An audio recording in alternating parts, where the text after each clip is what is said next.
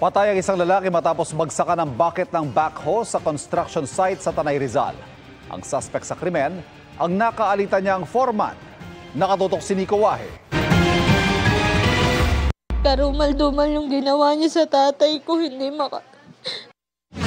Hindi matanggap ng pamilya ni Melvin Tica ang sinapit niya sa pinagtatrabahuang construction site sa Sitio Suyok, Barangay Tandang Cutyo, Tanay Rizal. Kwento ng kanyang anak, Biyernes ng umaga, April 12, nang hindi pumasok sa trabaho ang kanyang tatay.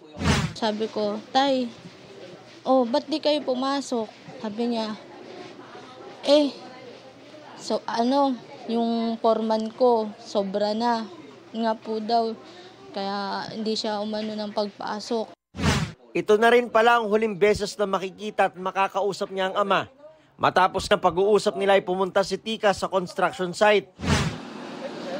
Ayon sa Tanay Police, nagkaroon ng pagtatalo si Tica at kanyang foreman na si Domi Floren na nooy naguhukay gamit ang backhoe. Sinisingil daw kasi si Tica ni Floren sa 3 biyahe ng hauling. Dumating si victim, si Melvin, na bakit sinisingil pa siya tungkol doon sa bayad ng hauling.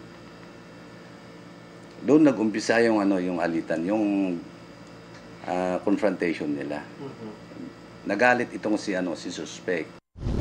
Dito na raw binagsakan ng bucket ng backhoe si Tica ng kanyang foreman na naging dahilan ng kanyang pagkamatay.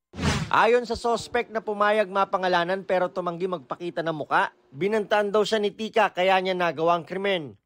Hindi siya nag-remit sa iyong biyahe kasi siya driver ahente. Sinugod ko dito sa bako Kung wala ko yung sinugod, adi siya matay. Paano bang banta sa'yo? Ano sinasabi? Hindi ka makauwi Antipolo. Hindi mo ako kilala dito sa Nay. Pero ayon sa kinakasama ni Tica, walang utang na biyahe ang biktima. Pagdating po namin sa site, kausap niya po niya yung nagpapatambak. Ay ang sabi niya, dapat Doming, inantay mo ko o kaya sabi mo, antayin mo si Malboro kasi siya yung ahente mo. Hindi po, kinausap niya po agad yun. Kaya siya daw alam po daw ng boss. Opo, para makuha. Ito raw ang kinagalit ni Tica, kaya pumunta ng site para kausapin si Floren. Matapos ang krimen, dumiretso raw si Floren sa Baras Police Station para doon sumuko. Saka ito turn over sa Tanay Police kung saan siya nakakulong ngayon. Murder ang isinampang reklamo laban sa kanya. Para sa GMA Integrated News, Nico Wahe, nakatutok, 24 oras. Mga kapuso, patuloy na tumutok sa mga balita. Mag-subscribe sa GMA Integrated News sa YouTube. Sa mga kapuso abroad, samahan niyo kami sa GMA Pinoy TV at www.gmanews.tv.